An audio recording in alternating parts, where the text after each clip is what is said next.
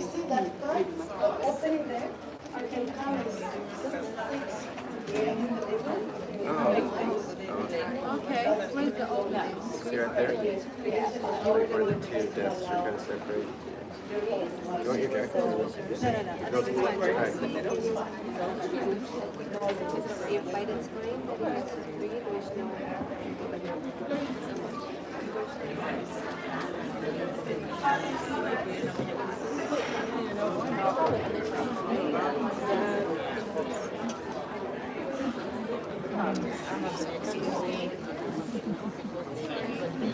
Excuse me, I can organize. Okay, can you ask people if they can give up their seats from the back? we have I am. Yeah, I stayed in Buffalo. I feel bad asking people to say, please. Yeah. I was proud we can go to the normal one.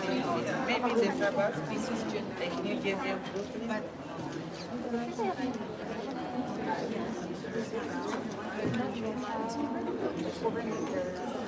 They have one in New Jersey.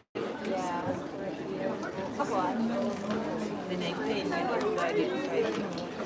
Yeah, you pay five. If you guys don't mind sitting on the floor, you're more than welcome to do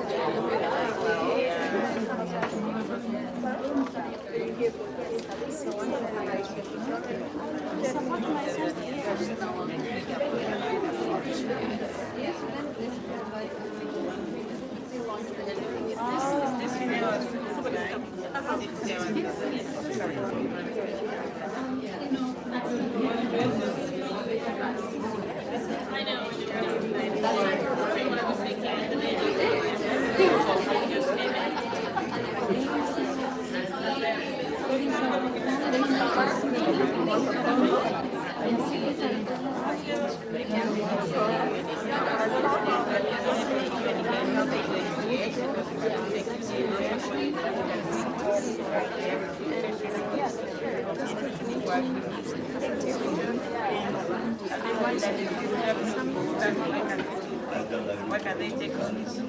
Why can't they take France? Why can't they take it to the Caribbean and everything? So I think they should and just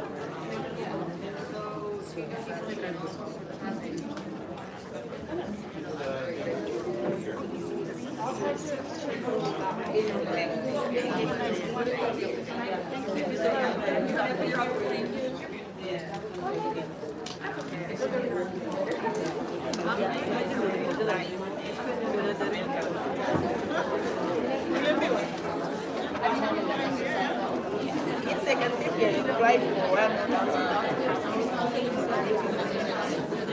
I can think at this one.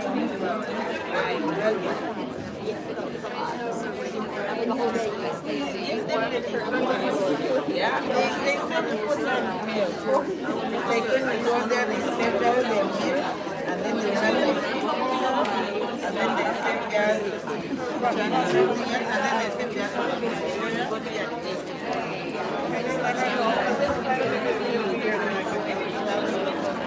Can I sit down? Do you want to sit next to the table or want to sit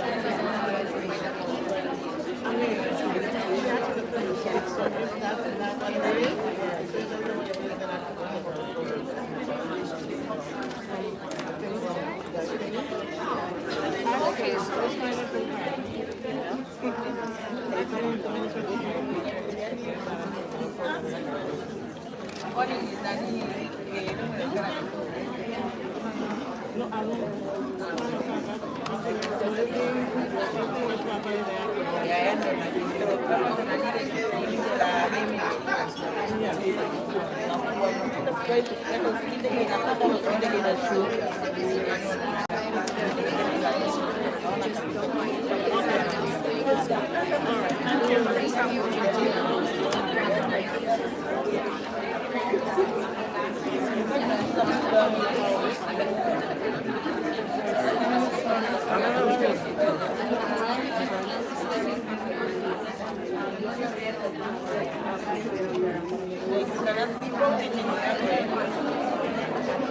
find out the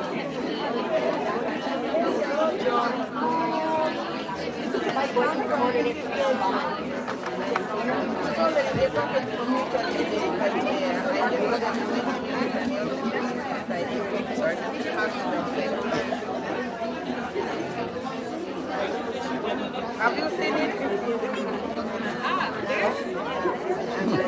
Hello? Hello? Have you seen the package?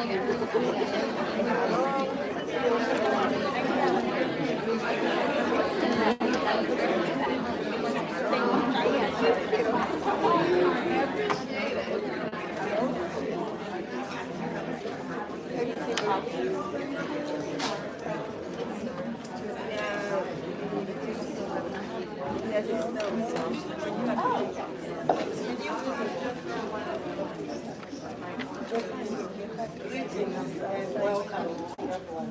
Thank you so much for coming to this event. On behalf of the Summit for Democracy, Gender Cohort, with the theme Gender Equality as a Prerequisite for Democracy. It's really a privilege to have you all. You have to Please speak louder, up a bit. we didn't- Yeah, we don't hear. You don't hear? Oh, There we go. really? Okay. Great. I start all over again. Yes. Now I really okay. So once again, thank you and welcome to everyone. Greetings, and it's a privilege and an honor to have you all here. On behalf of the Gender Cohort, Summit for Democracy Gender Cohort, with the theme Gender Equality as a Prerequisite for Democracy, which is led Could you by please- Sweden. Could I ask that you and others speak louder? Yes. We can't understand. We cannot hear back here, even with your microphone.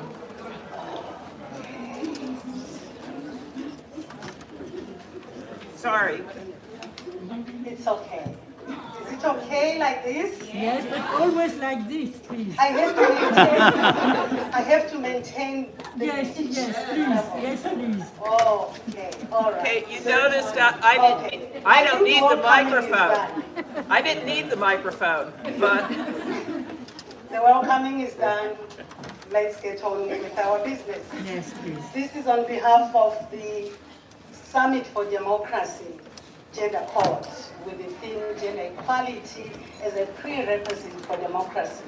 The Summit for Democracy, the Summit for, oh no, how can I be mixing up myself? Okay. Take me through it. Okay. The Gender Cohort is led by Sweden, Romania, Georgetown Institute for Women, Peace and Security, and International IDEA. And it has members from across the world, both governments and civil society. And a number of you are already attending this event. However, it's also very important that we have others who have not been participating directly in the Gender Cohort activities.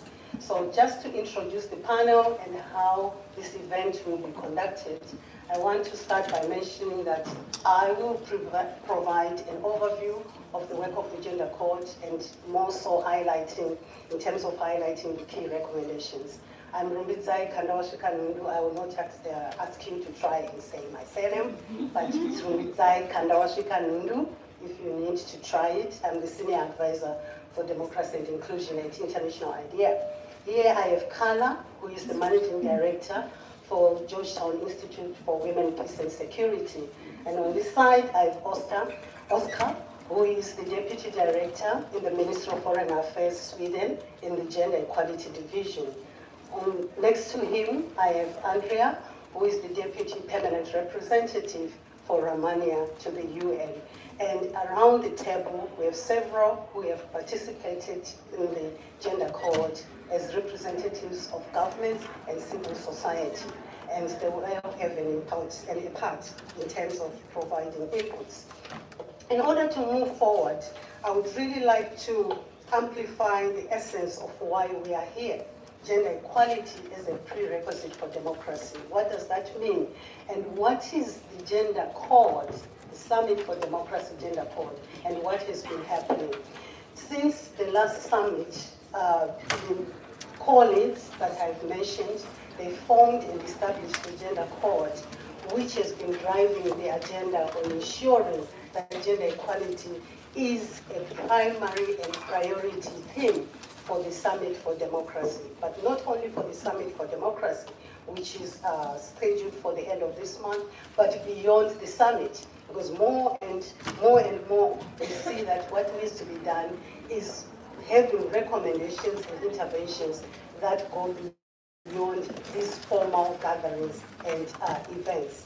In that regard, the Gender Cohort has undertaken a consultative process. It was a very intense but very worthwhile and rewarding, and to a very large extent reinvigorating the gender equality agenda in terms of its relevance in building sustainable democracy. And in doing that, the Gender Cohort selected 3 fundamental pillars that we have been driving and focusing attention on, which is the pillar on inclusion, and the pillar on legislative and policy frameworks, and the pillar on conflict prevention, peace and security. And in doing that, this is not in any way saying these are the only issues that influence and have a fundamental impact on gender equality and ultimately on the quality of democracy. But for purposes of managing the work that we needed to do, and for purposes of pushing forward key priorities, the Gender Cohort focused on those 3 fundamental pillars. In terms of the issues around inclusion, and I think this is something that is really being validated by what we are discussing in the various events of the 2023 UN Commission on the Status of Women. The issue of inclusion, it's driven by issues of social norms, values, stereotypes, and patriarchy.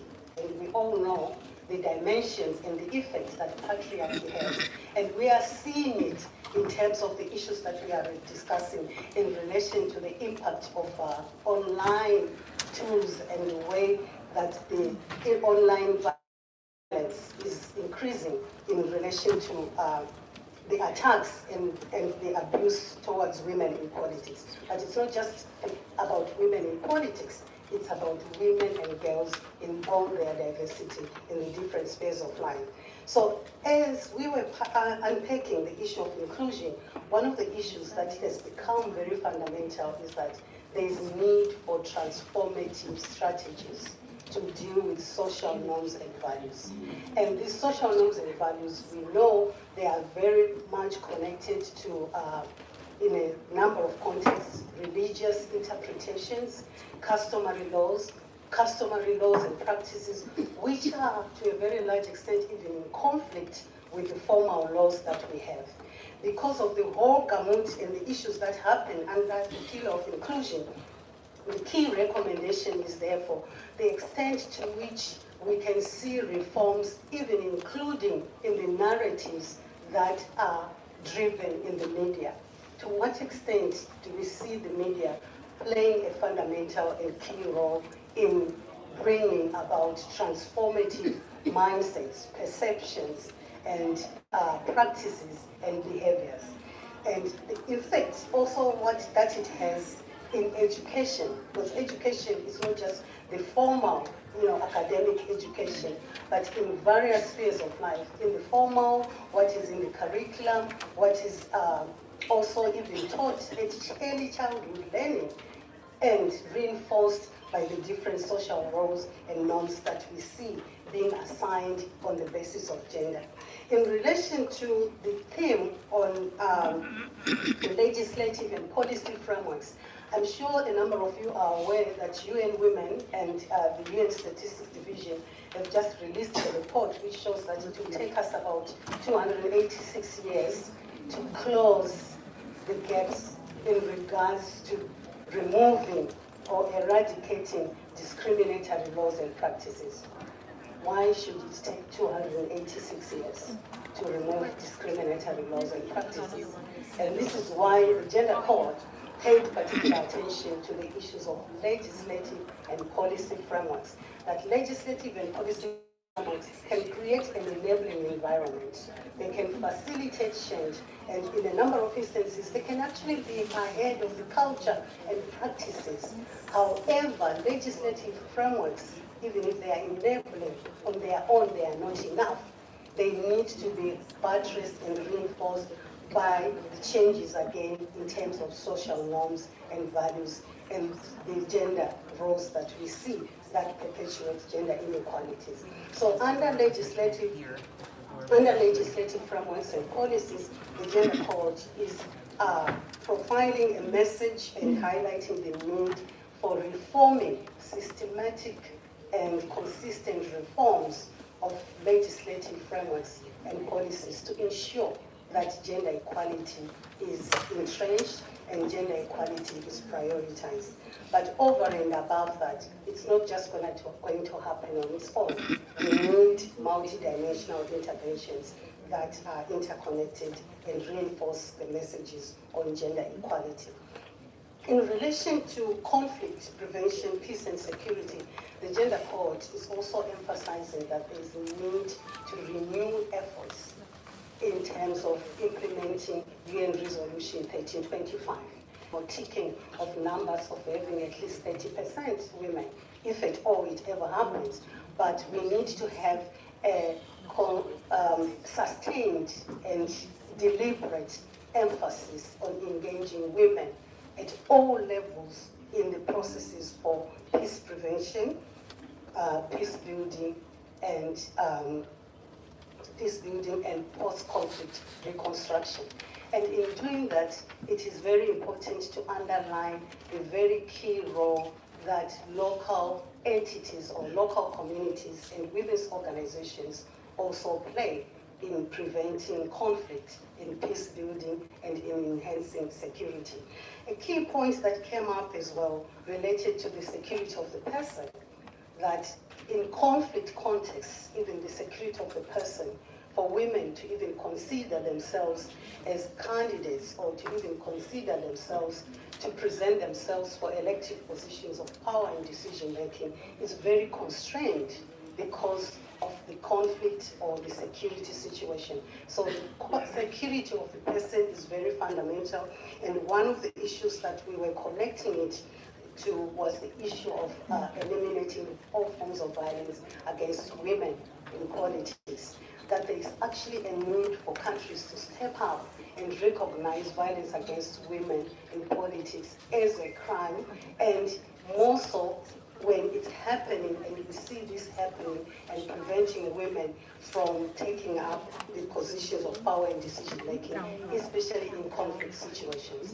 It happens not only in conflict situations or even in conflict transitions, but even in context of peace, we still see that there's a lot of violence against women, different forms of violence against women. And the Gender Cohort is emphasizing the need that countries have to address the issue of violence against women as a fundamental in order to ensure that gender equality is a prerequisite in democracy building. With those highlights, I just want to point to the fact that as the Gender Cohort, the intention of this event is first and foremost to share with you the highlights of what we've been working on, as I've just indicated, but over and above that, for ourselves to challenge ourselves beyond the summit. The issues that we are presenting here briefly, they will be presented to the Summit for Democracy, which is scheduled to take place at the end of this month. But most importantly, beyond the summit, what happens? We have all the good recommendations, we have all the progressive frameworks, but why is the implementation not happening? And I think that's one of the issues that we need to keep reflecting on, and it's been something that is at the forefront of the discussions that the Gender Cohort was undertaking. And one of them being the issues around the patriarchal nature of our societies. So what we see being reflected or manifesting in terms of the nature of the legislative frameworks and policies that we have, which will take us 286 years to correct in order to have some form of gender equality. And it will take us another 140 years to have some form of gender equality in the private sector, just for women to be in positions of leadership in the private sector, and maybe 40 years for women to be equally represented in national parliaments. And when we are discussing all these issues, we need to be mindful that for gender equality to be a prerequisite for democracy, it's not just about participating in parliaments. It's beyond that. It's the education. It's what happens within the home. It's what happens in the different spheres and sectors of life. And this is why we believe, as the Gender Cohort, if indeed gender equality is a prerequisite for democracy, all these sectors will be changed and will be transformed, and we will see the change that we really need and we desire. Besides, this is all in line with what we've all signed up for in terms of the 2030 agenda, which emphasizes the point, leave no one behind. With that overview, I would like to hand over and move to my colleagues. And first and foremost, I would just like to turn to Oscar, who is the Deputy Director in the Ministry of Foreign Affairs for the government of Sweden in the Gender Division, and just find out from you, Oscar, as we've been driving this process of gender equality as a prerequisite for democracy, why is it critical, and what is the value that we can actually clearly articulate and say it contributes to the Summit for Democracy, but over and above the Summit for Democracy, beyond the Summit for Democracy? Why is it critical to have these dialogues and key reflections in a very serious way on gender equality as a prerequisite for democracy? Over to you, Oscar. Thank you, Romizai. Can everyone hear me? Yes. Thank you for very eloquently describing the report and the work that we've done. I'm always amazed how well spoken you are when you give these presentations. It's inspiring and intimidating. I just wanted to add a number to the list of these, the 280 plus years for reaching gender equality and so on.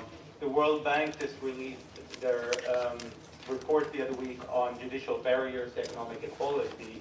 I think they listed 12, I don't remember, it was 12 or 14 countries in the world that does not have any form of discrimination against women in their legislation. Just to give you another hint of how far we still have to go. So just, unfortunate number two, having to add to that list. I'm going to try to answer your question a little bit, but I also want to sort of take a step back and give you the bigger picture of why, from a Swedish perspective, overall we think that, or we know that gender equality is a prerequisite for democracy. That is, without gender equality, we have no democracy, basically. And I don't know how many events I've been to this week where everyone is talking about the pushback. And it's a pushback which is not, the way we see it, it's not only against gender equality, but it's also against democracy. They go hand in hand. And it's carried out by authoritarian leaders and religious leaders sometimes that really try to undermine democracy by rolling back women's empowerment in different ways. And I think it's important to highlight that this connection between gender equality and democracy is very clear. Countries where women are thriving tend to have very strong markers for democratic health. And simultaneously, democracy is essential for gender equality. Research shows that high levels of democracy and education promote egalitarian gender attitudes. There's a study done showing that weak democracies have on average 33% lower levels of egalitarian attitudes than fully democratic countries. And for hybrid countries or authoritarian countries, that number is 60% less. So simply put, gender equality is much more likely to be a norm in democratic countries. And again, this really clearly shows that empowering women and safeguarding democracy go hand in hand, and the two really can't be separated. So just like Robert was describing, during the last year, together with Romania, Georgetown Institute for Women, Peace and Security, and IDEA, we've been doing this work trying to define and highlight this connection. What does it look like, basically? And we're doing, mostly thanks to IDEA, very grateful for that, been carrying out these consultations with many of you in the room as well, and just showing how this interconnectivity looks like. And I think one central conclusion, and you already alluded to it a little bit from this side, but which I want to highlight, is that one needs to look beyond the obvious, such as abuse against women in politics. For women and girls to really be part of democracy, our democracies, we need to address the structural issues that stem from true participation. And I think an example of this is the recommendation which highlights the need for long-term mechanisms that facilitate an equitable distribution of care work. Because as long as women tend to do a vast majority of the often unpaid care work, they are limited in their ability to take part of democratic processes such as running for office, for example. Maybe a less obvious example, but for our perspective in Sweden and the European perspective, where the war on Ukraine is very, very much on our minds, is the inclusion of women in a future rebuilding efforts of Ukraine, where if we don't do that, we don't build for a future democracy in the region, basically.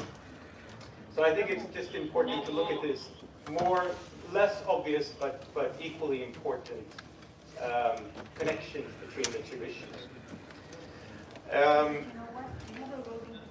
And for the Swedish government, we really take this seriously, and we, the promotion of democracy, of human rights, and gender equality go hand in hand. And if we don't promote gender equality, we can't say that we promote the other two as well. And unfortunately, I think it's more and more obvious that we have all these illustrations of how they're connected. In Afghanistan, where women and girls, where they're lost my train of thought. The exclusion of women and girls from education and work really highlights that if there's no human rights, there are also no democratic rights. And similarly, the war on Ukraine is not only a war on these women and girls that are exposed to sexual violence, different kinds, but in the long run, it's also a war on democracies and our values. So to conclude, I wanted to just say, yesterday we had International Women's Day, which is, it's a day for celebration of the accomplishments that we've done and the work that still remains in order to reach gender equality. But I think that's equally a day for celebrating or working towards democracy. And it binds together these two issues that are not only important to Sweden, but I think to all of us who do truly know that inclusivity is fundamental for a strong democracy. And just to conclude with basically what you're saying, Robica, that beyond what's beyond the summit, the work that we've done, we hope that this is not the work and that it will end at this point or after the summit, but rather that it will inspire you to reflect and to take action to carry this work onwards. Thank you.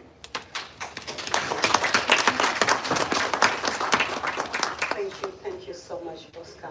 I really want to move on to Andrea and pick up on the point, one of the points that you mentioned is that inclusivity is fundamental.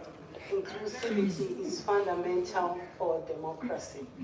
And I would like Andrea, our representative from Romania, to give us your reflections in terms of from the work that we've been doing and everything that everyone here, the efforts that we contribute in different ways. What can we say are the key strategies that you think we need to have and we need to keep advocating and implementing in order to transform the negative practices so that we can end up with inclusivity, which is fundamental for democracy. So gender equality is the broad goal that we are pursuing, but for it to occur, there are steps and processes rather that needs to be undertaken, and it's about ensuring that there is inclusion. So what do you think, Andrea, from the way that we've been doing and it needs to be done on gender equality as a prerequisite for democracy? What are the key strategies with regards to inclusion, transformative inclusion? Thank you very much, Rubitai. And just to test, now you can hear me? Yes. Perfect. So we can, start with a good atmosphere. Well, the short answer and the miracle answer to your question is that if we can multiply how many times? 8 billion times the atmosphere that is in this room to achieve gender equality, then it's done. That's it. Thank you very much.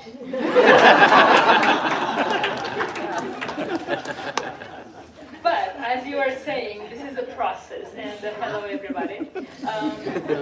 This is a process, and I'm happy that this room is full, so we can, all of us be together to embark on this journey. That this is a reflection process and a reflection exercise on how to reach to gender equality, because you said we have more than 250 years. I will not be here, but I put my great-grandchildren will be there. Right, so I come from a country in Eastern Europe, which is close to Ukraine. So I will echo what Oscar said about the war there.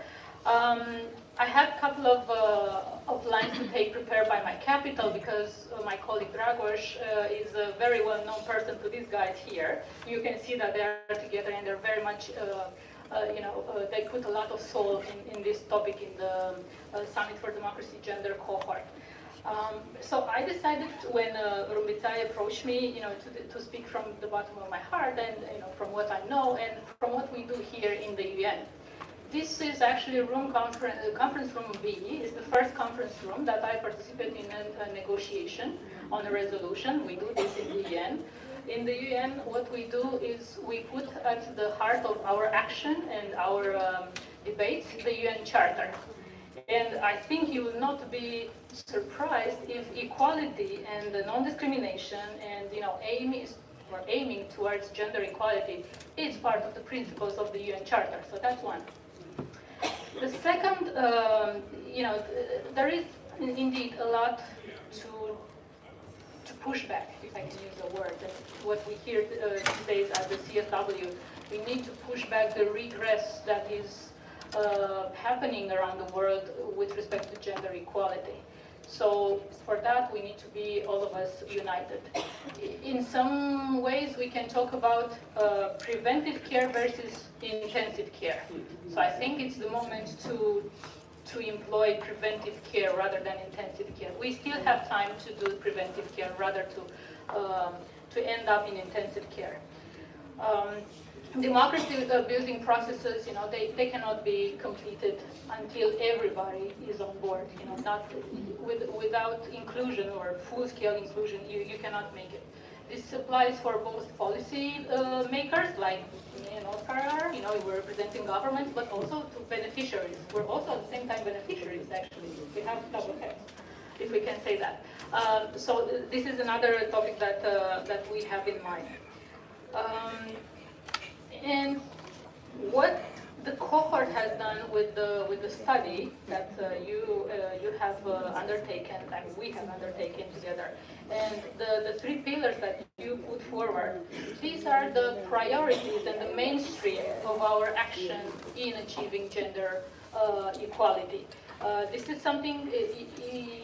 If I were to think, in this context of regress in terms of gender equality, this is what the international community needed. Like this Democracy Summit and the cohort is here just to emphasize that gender equality needs to be on board and gender equality needs to be part of each track that we're doing.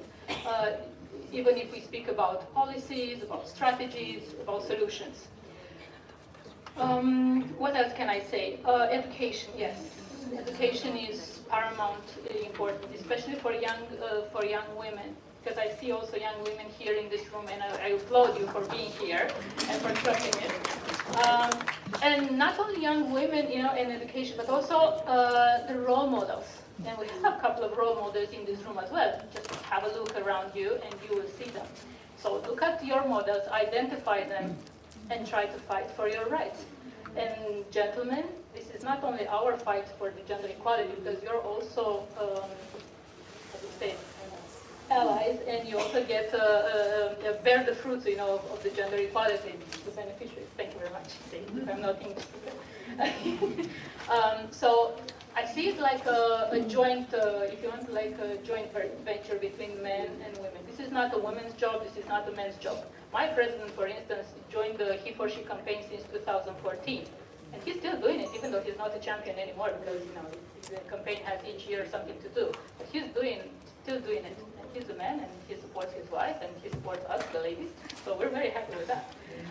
So there is no, it's no use to speak about gender equality if you separate the two worlds. This is together. We're in this together. What else can I say? Just to relate, I know I promised you I will not speak the whole 10 minutes.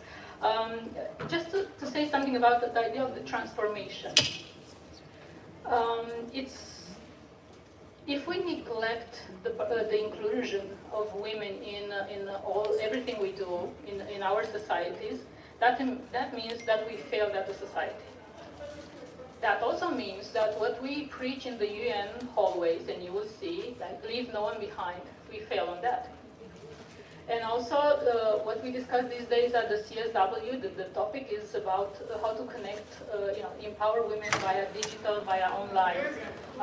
If we fail to do that, also in the digital environment, that means that the world 2.0 or UN 0.0 is also a failure. And we cannot allow that to happen. And once again, thank you very much for the opportunity. And I hope the vibe just goes in every other room, at least in this building. Thank you.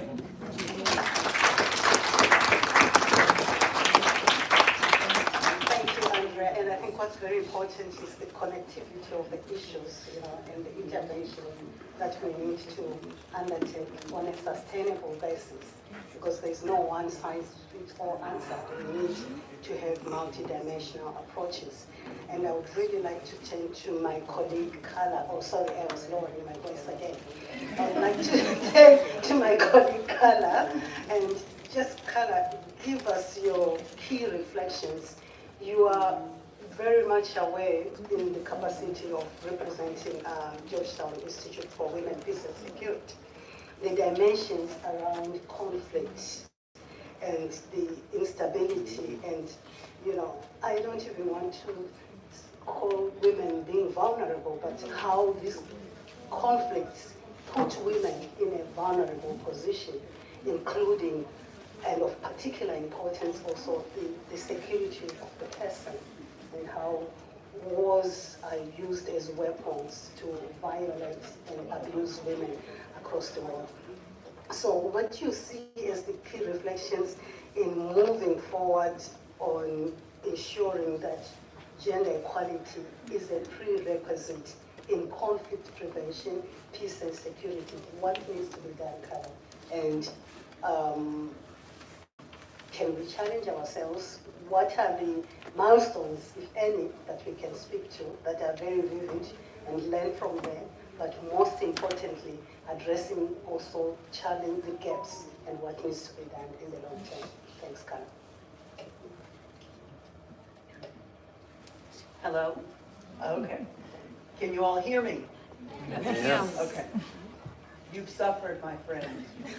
Low volume, so I will not fall victim to that. First of all, I want to welcome everybody, and I want to really show my appreciation for the terrific collaboration involving member states and civil society, and within the space of the forum, but more broadly, I think that there has been a real developing closeness between those who want to move this agenda forward over the last years. And that's really important because I think I'll add a little bit to the sad statistics we've heard in terms of lack of progress. I'm sorry, I warn you in advance. But it's reality, and I think it requires, as Andrea said, the kind of energy that's in this room to say enough is enough. We cannot just let years go by without progress. So when we think about issues related to women, their role in governance, the consolidation of democracies in conflict-affected and fragile states, what we see is this weird dichotomy. We see a moment of real opportunity, an opportunity to create new norms, new opportunities, new laws, new constitutions that can create space for transformation. And at the same time, we see a particular double bind that women face in having themselves heard and having their issues brought forward within the context of conflict prevention, resolution, and reconstruction. Women face particular challenges being heard, and it is a time in which there is particular pressure that results in the kinds of stagnated statistics we can see. So the famous data is that between 92 and 2019, we had 13% women at negotiating tables. But that's not progressed. We are still at under 20% women at negotiating tables. How is that possible over 20 years and almost a dozen resolutions calling for attention to issues of women, peace, and security?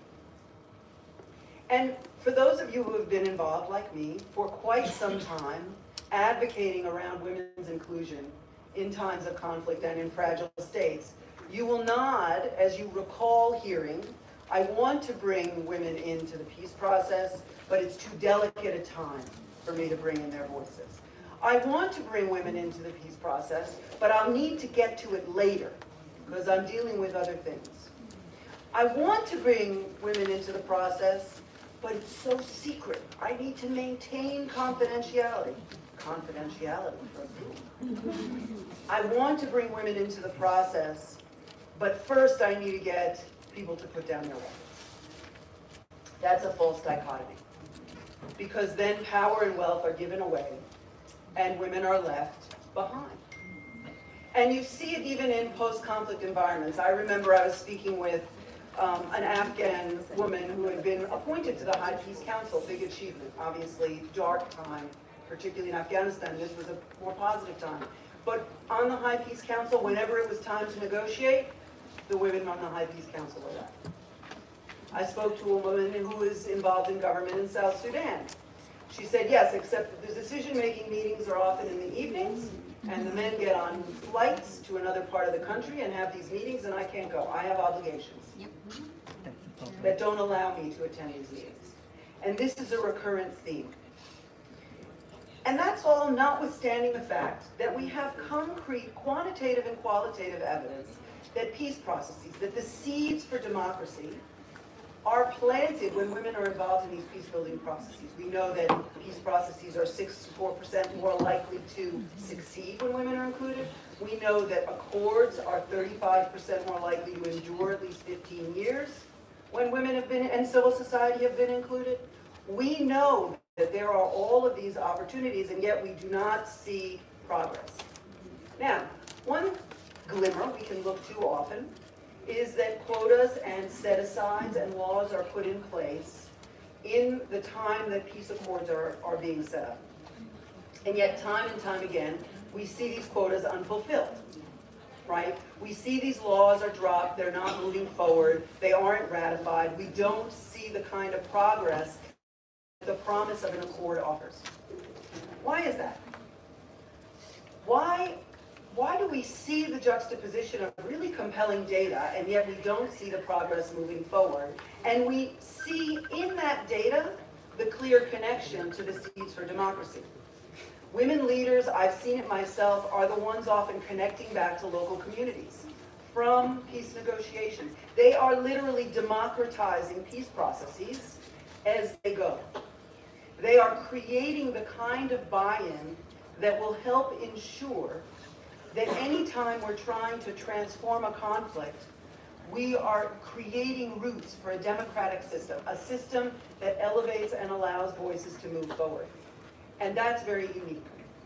So, if we take all of that, the data, the evidence, the stories from around the world, and I could go on with stories that show how women have brought in connections to civilian security, the need to focus on the demobilization and reintegration of combatants, the need to provide communications to civil society, and the need to build a culture of peace post-conflict.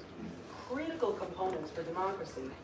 What does that mean we need to do when we're connecting the agenda for democracy promotion to the agenda for conflict prevention and resolution? I would say there are 4 particularly important things.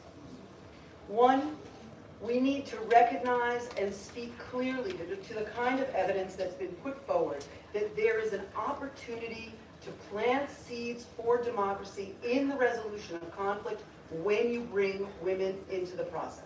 And that needs to be stated clearly. It's not just about gender equality, it's about creating vibrant and flourishing democracies. Second, we need to think about national action plans for women, peace, and security that exist in over 100 countries today as opportunities to all. Third, we need to understand that we need a mutually reinforcing web of rules, laws, and enforcement mechanisms that make the progress for women embedded in peace agreements real.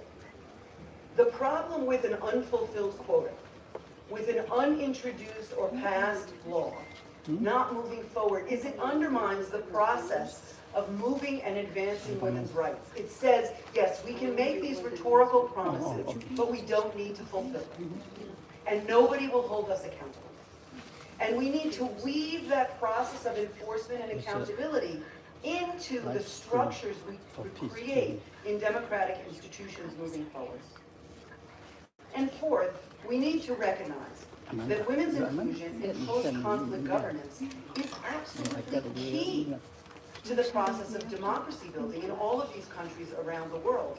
Otherwise, we are not going to create peaceful and prosperous societies. One of my classes at Georgetown University wrapped up last week. It was called Diverse Voices in International Affairs. And at the end of the class, the students asked me what I held out hope around, because we've been talking about marginalization and exclusion all the time. And I said I held out hope because I think the next generation is full of promise. I think they have a different view. I think they have a different attitude. And then they said, well, then maybe we don't need to focus on this. Maybe it will take care of itself as the next generation comes forward. And I said, don't you dare not focus on this. We cannot wait 286 years for equality if what we want are peaceful, democratic societies around the world. And I think that what we're showing in the collaborative effort we have today is how intimately connected and fundamental the linkages are between gender equality, advancement of women and girls, and the process of building democracies around the world. So thank you.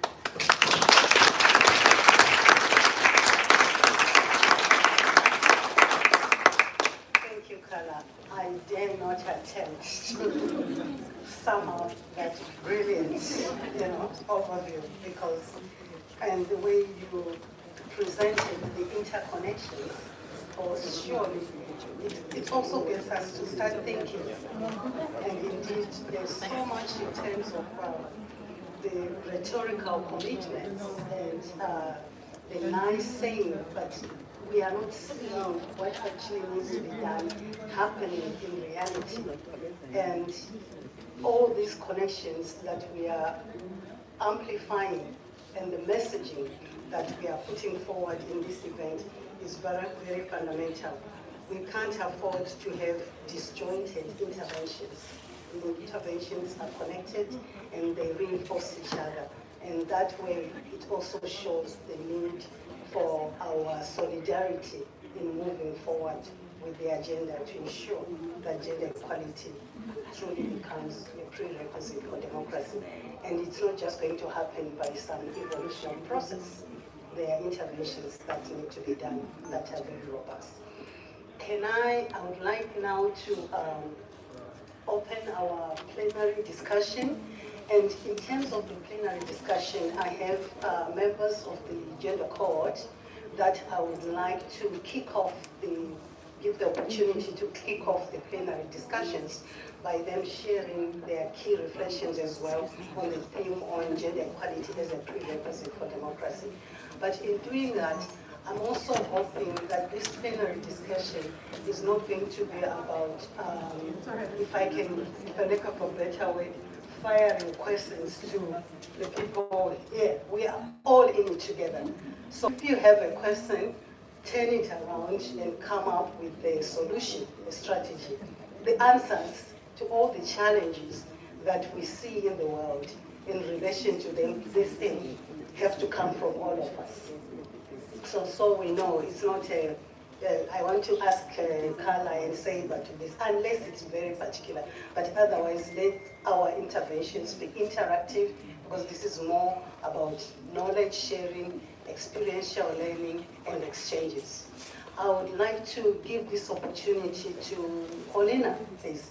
Your reflections on gender equality as a prerequisite for democracy, as being part of civil society organizations that have been very much invested in the gender cause. Paulina, please.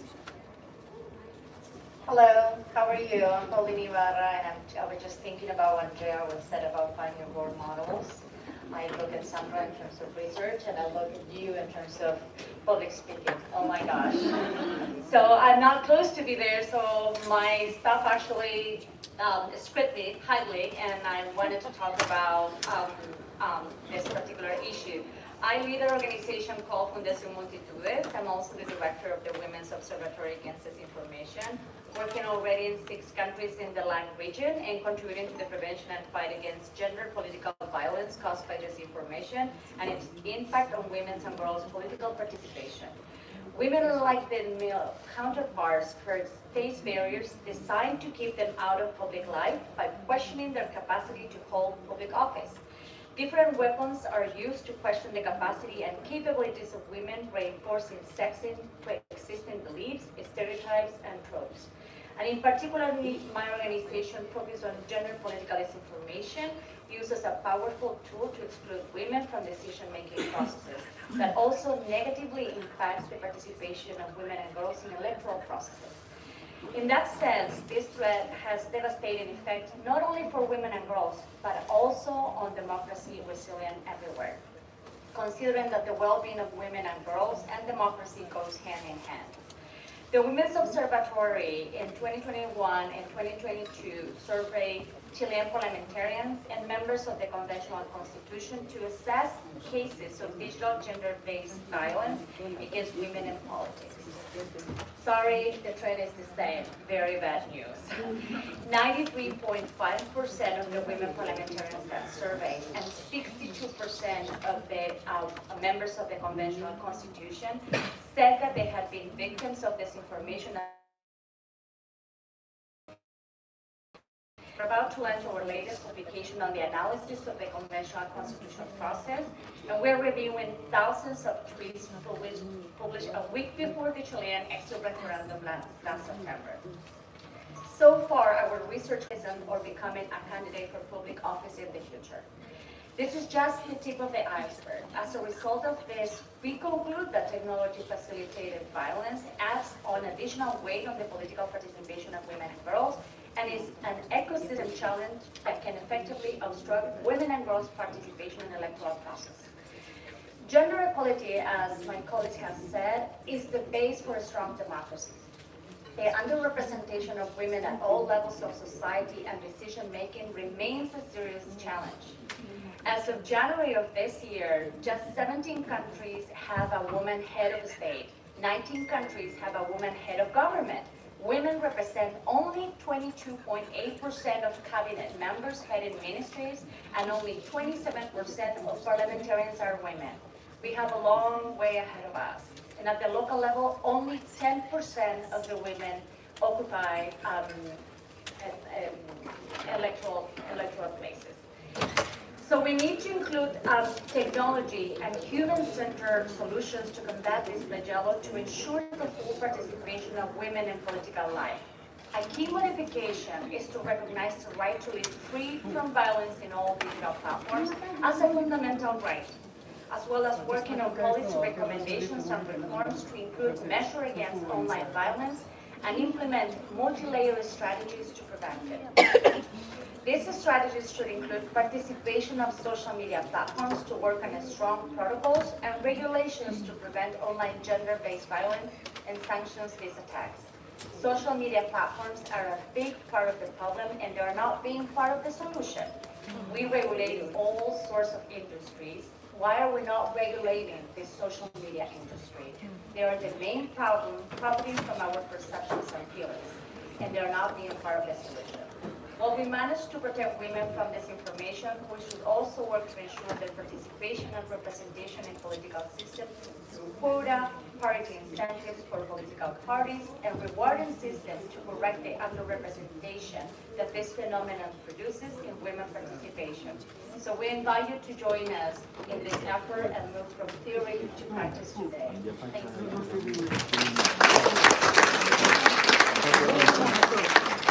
Thank Statistics, I think one of the issues that is gender disaggregated data that can also amplify the gaps so that we can have measures to address the gaps that we are seeing in place. Can I ask Honorable Minister William Interface to give us your reflective thoughts on gender equality as a prerequisite for democracy? Thank you so much. Right, just thank you.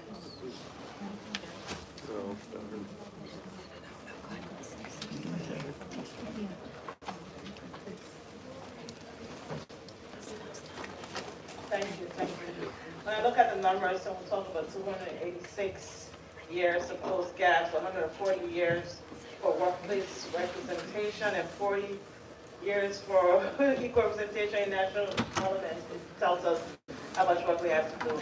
I'm just happy to be here. Thank you so much for affording us this opportunity. We've been very excited about being a part of this cohort because we do believe that gender equality is the prerequisite for democracy.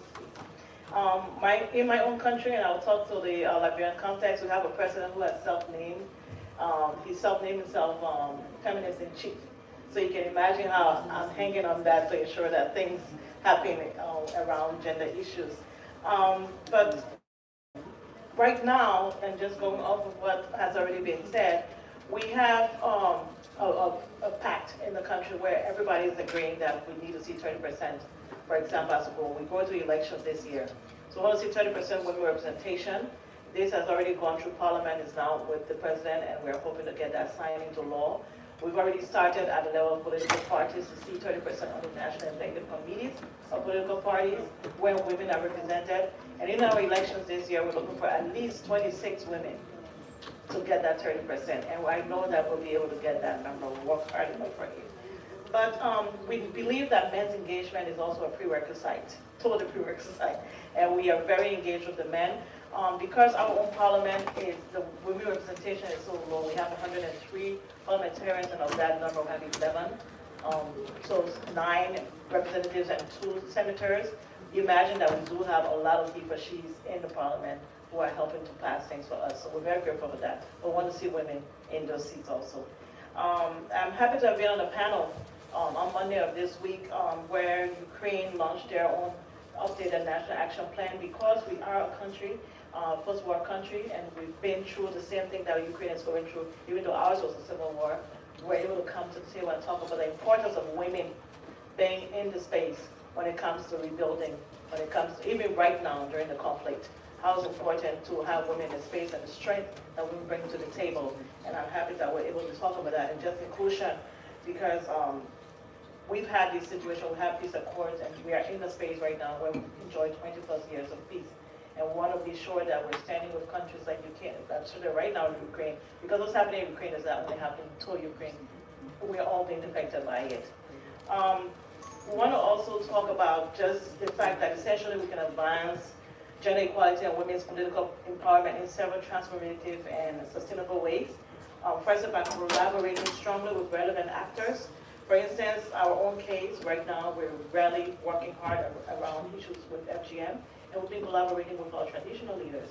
They are the ones who are the practitioners, they are the ones who are the custodians of the tradition, and if we do not get them engaged, we will not see the end of this. And having them engaged, just yesterday we were happy to host our own side event. We have our traditional leaders here at the UN with us, and they were able to talk and say how we're going about it in a library context to ensure that at the end of the day, we have FGM totally eradicated out of that bureau and that it works. We also want to talk about that while collaboration is key in advancing gender equality, it's important to note that building a stronger collaboration requires respect, establishing common objectives and fairness, and that is creating a trustworthy and trustful environment. It's very important. Secondly, by prioritizing and targeting initiatives to expand women's economic opportunities, which will make tangible impacts in their lives, thereby improving their livelihoods, living conditions, and status in education, health, safety, security, etc. We need to ensure that women and girls access to education, access to good health, as well as create a conducive and safe environment for women and girls to explore their lives politically, economically, and socially. Thirdly, by investing in sustainable programs and projects targeted at young women and girls to increase their own potential and growth and ensure that they are protected from all forms of violence, including rape. And lastly, by contributing to the rebuilding of basic social infrastructure to enable women and girls full access to basic social services. Our women and girls need to have access to education, and especially if I'm speaking, from Liberian context, the literacy rate among women and girls must be addressed. Maternal mortality needs to be reduced. We need to invest in health systems. There's a need to rally support for adolescent girls. We should avoid teenage pregnancy as much as we can. Adolescent girls need to be empowered. A mentorship program is important across the board for them, giving them the exposure to be able to protect themselves, for them to know that they too can be. And then just the evident milestone that can be used as benchmarks to accelerate progress. When women and girls have access to education, when they can independently make informed decisions for themselves, then we know that we are making progress. When women and girls can know how to write their names and calculate their profits and maintain their businesses, then we are accelerating progress. When women and girls are enrolled in social protection systems that they are benefiting from and that they are making progress to end gender equality, to end gender inequality. When women and girls are treated well at medical facilities, have access to reproductive health services, have safe delivery for children when they reach the age of adulthood, then we are accelerating progress. When women and girls are interested in business and entrepreneurship, know how to access money through the banking system without tighter bureaucracies, then we're making progress.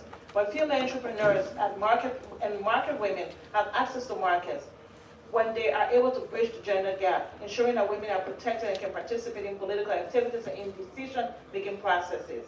When women and girls are transformed to participate in the formal sector, then we are making progress in terms of inclusion and self-dependency.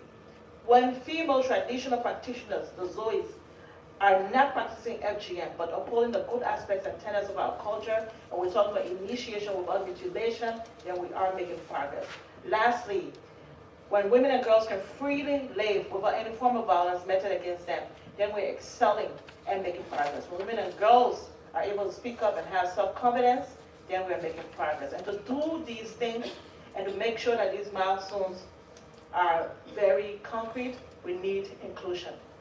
To some extent, enactment of the legislative and policy frameworks, financial and technical support for programs and our projects, and effective strategy for conflict prevention, peace, and security. Thank you. Thank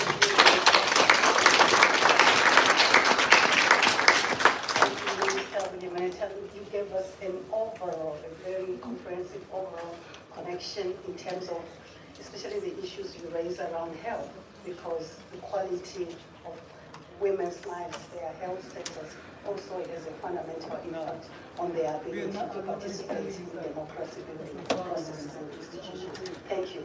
Can I have your reflections, Ada, in terms of gender equality as a prerequisite for democracy and the milestones that we can share and learn from Iceland, and also the challenges and how these milestones were attained?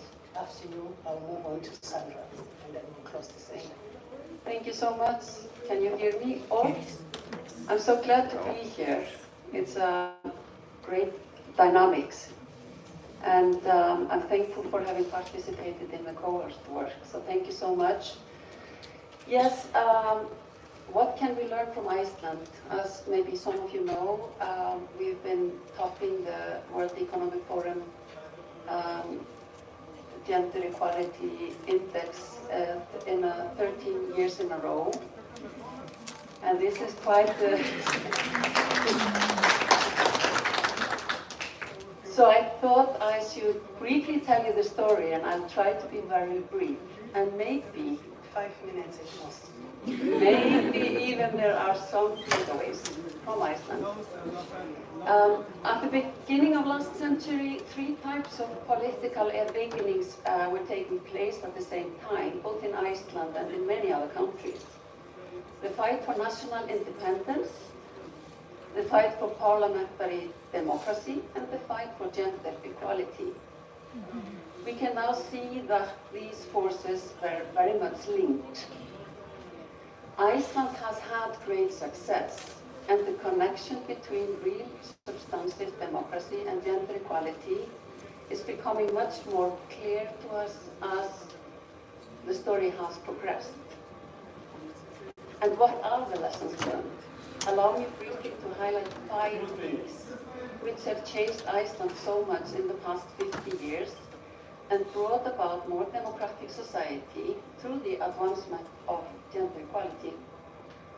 First, the power of solidarity and activism of women can bring about the changes needed. 90% of Icelandic women went on a general strike in October 1975, almost 50 years ago, and took the day off. Everything was closed. This was the country's largest political rally so far. It was a very symbolic and political statement that resonated deeply within the society. The event even attracted world media attention and respect by women all over the world. This proved what everybody knew, but was not recognized in our male-dominated society, that women's contribution is as important as men's. Since then, Icelandic women have been taken to the streets so many times, always fighting for something new. So this is a good tips for all of you. Second, role models. And I'm looking at you, and all of you here around the table. The strike empowered women and paved the way for many more women role models to come forward in Iceland.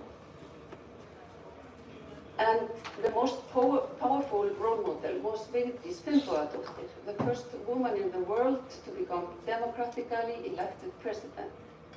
With her sharp mind, good humor, and warmth, she soon became a strong role model for women and girls and even boys in Iceland.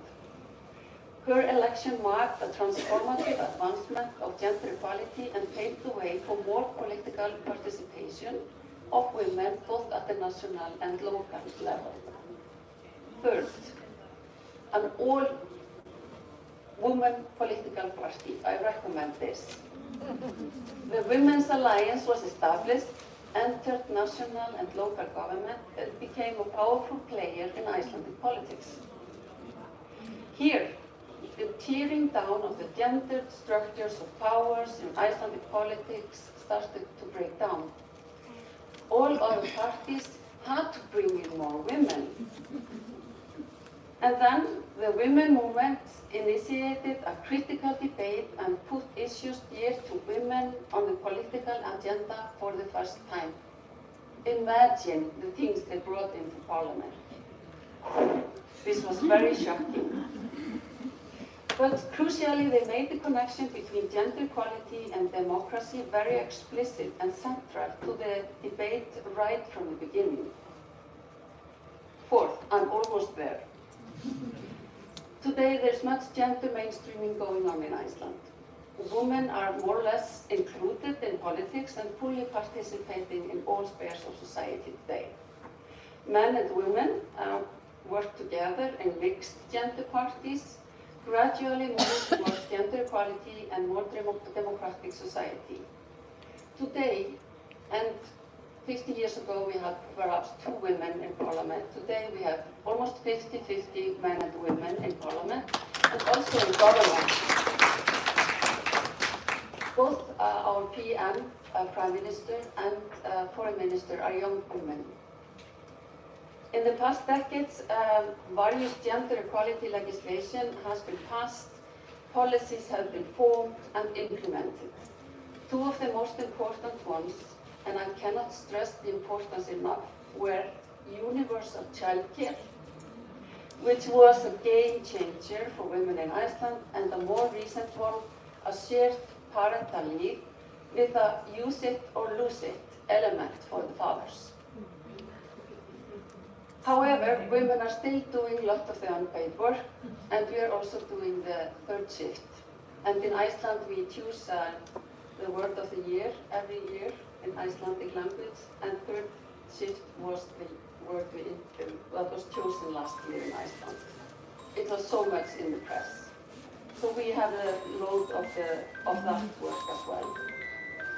My final point, and maybe the most important one, is that our Prime Minister, a rather young woman who was here for the past 2 days, she took over the portfolio of gender equality 5 years ago in Iceland. She didn't want to wait for 286 years. This is a very powerful message for all of us. We have been talking about pushing back the pushback during the CSW this year, and so much work, as we've heard today, needs to be done. Back home in Iceland, our Katrín, we always go by first names, the Prime Minister has mentioned 2 top priorities. To eliminate gender-based violence, which is still a problem in Iceland, and to reach 100% equal pay for men and women. If successfully implemented, this should allow us to close the gender gap and fully realize the SDG number 5 on gender equality before 2030.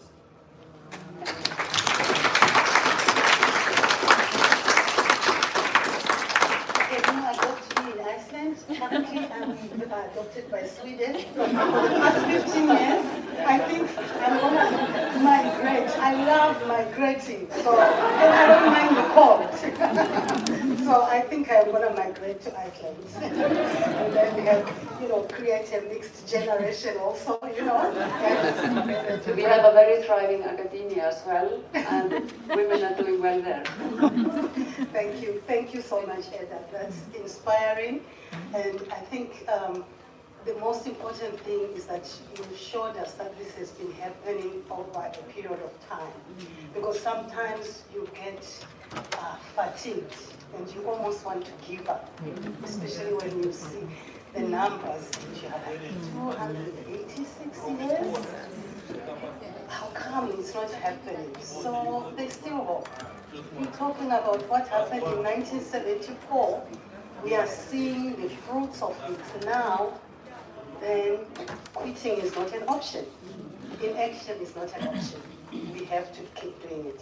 Sandra, you know very much my discussions between us. Gender equality is a prerequisite for democracy. And you are my lead on what needs to be done, accountability. It cannot just happen if we don't have robust, accountable mechanisms and processes. So over to you, Sandra, in 5 minutes, almost. Thanks very much, and it's been really wonderful to hear. So I'm going to be that person that I'm not my former chair of our board of directors, Madeleine Albright. She used to say, I am not a pessimist.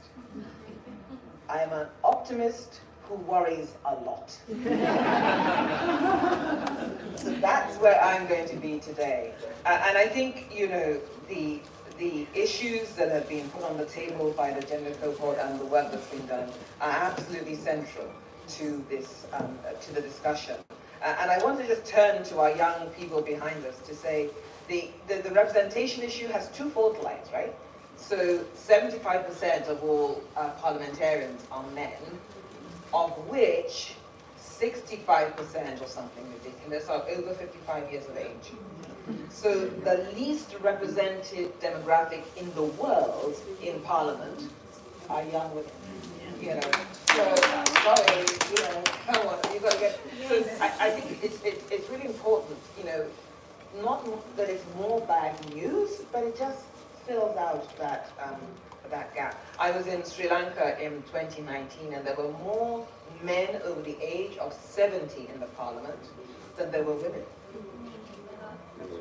This is, you know, this is the reality, and I think, you know, we have to keep looking at what the analysis tells us, and luckily we've got some great analysis now. And the minister talked also about the importance of that multi-stakeholder, multi-sectoral coalition to move things forward. I mean, women are 50% of everything, by the way. People will say, oh, women are 50%. Well, we're 50% of every demographic, right? So when you brace the space open for women, you're bracing the space open for a more inclusive way, okay? So always remembering that. Don't let people just say, oh, you're just 50%. You know, we're 50% of everything that you care about.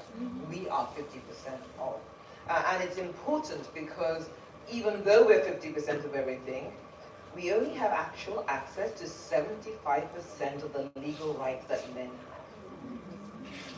So it is shocking.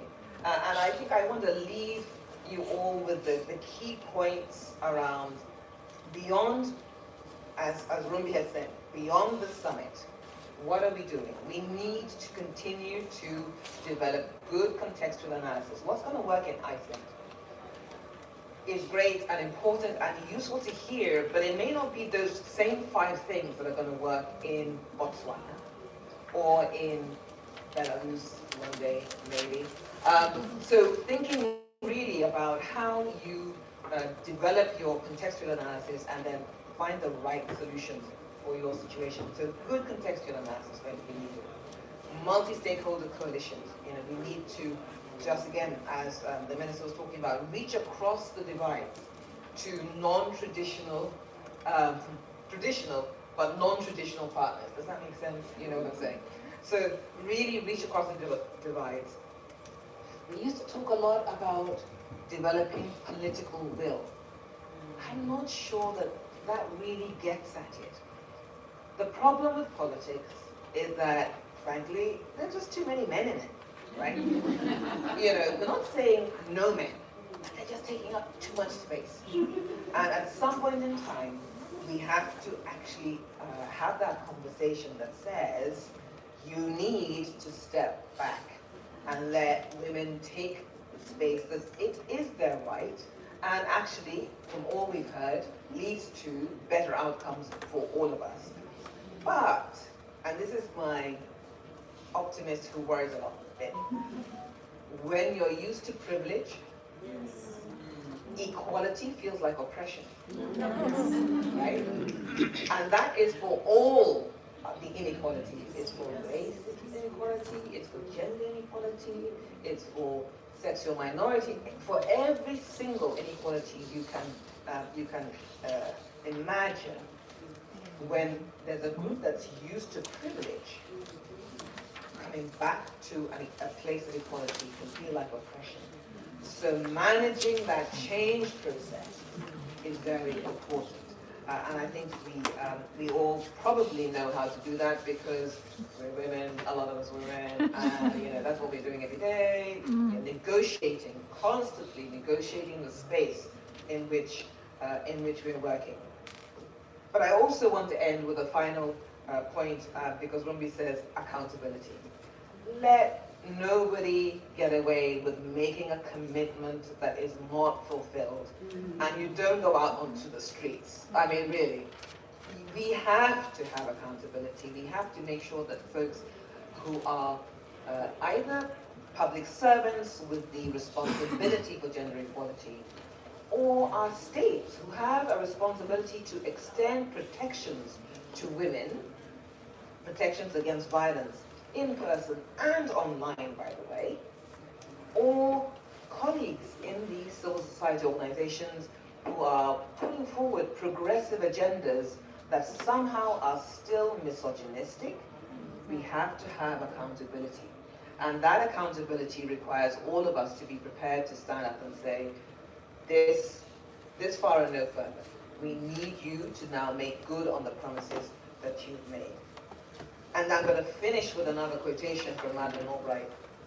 And she said, what people have the capacity to choose, they have the ability to change.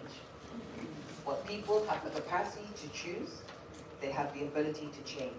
And if that's not the central part of everything we've been saying today, democracy, gender equality, empowerment, then I think that that is a very powerful statement to leave this room with.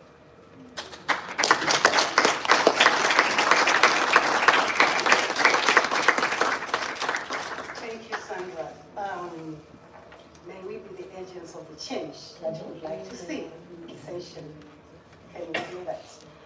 I know, Dr. Pierre, you've been dying to say something. Yes, Can I give please. Can you give me the directive? The microphone. Quick one, please, so that we can conclude, because our time is almost up. Thank you. Yes. Thank you very much for giving me. You hear me? Yes. I am sorry if each time I say we don't hear you. So thank you very much for giving me the floor. I am a member of the Parliament, of the European Parliament for Germany on the Green Party. And I am very, very excited to be here and very happy to see and to hear all what we say, because now Sweden have the seat in the Parliament. Yes, Oscar, you know that.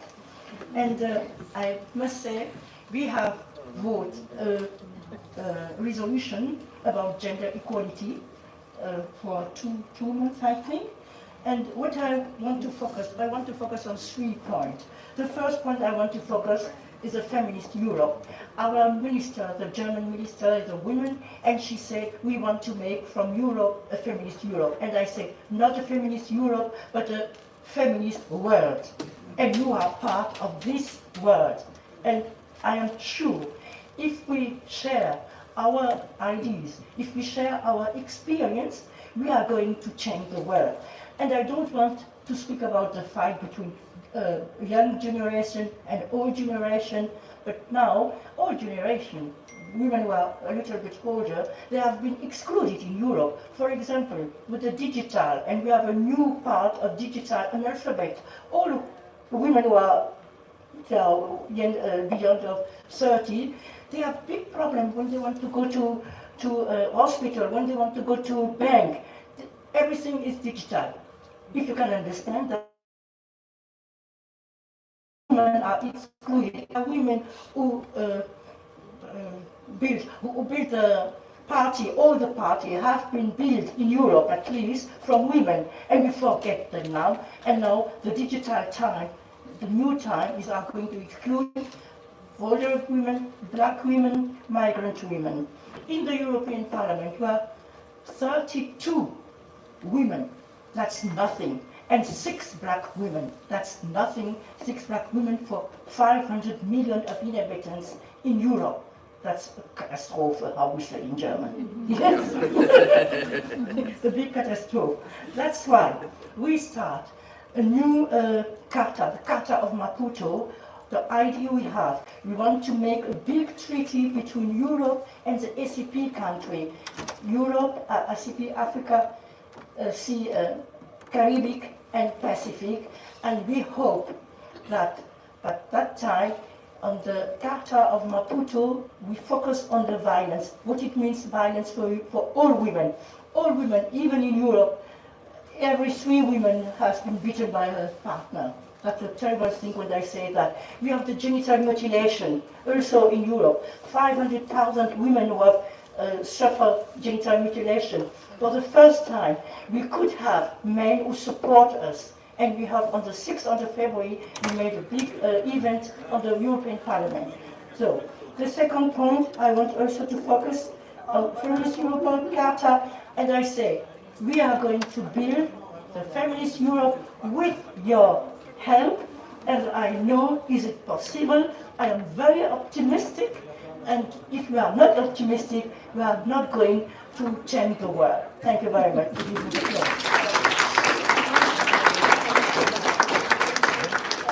Thank you for the reflections. It would have been great if the time would have permitted us to continue with the conversations, but I want to believe that we can take this conversation out of this room, and it doesn't end here, because what we want is not about a meeting in a room, but a lifestyle. Thank you. Gender equality remains a prerequisite for democracy. Thank you.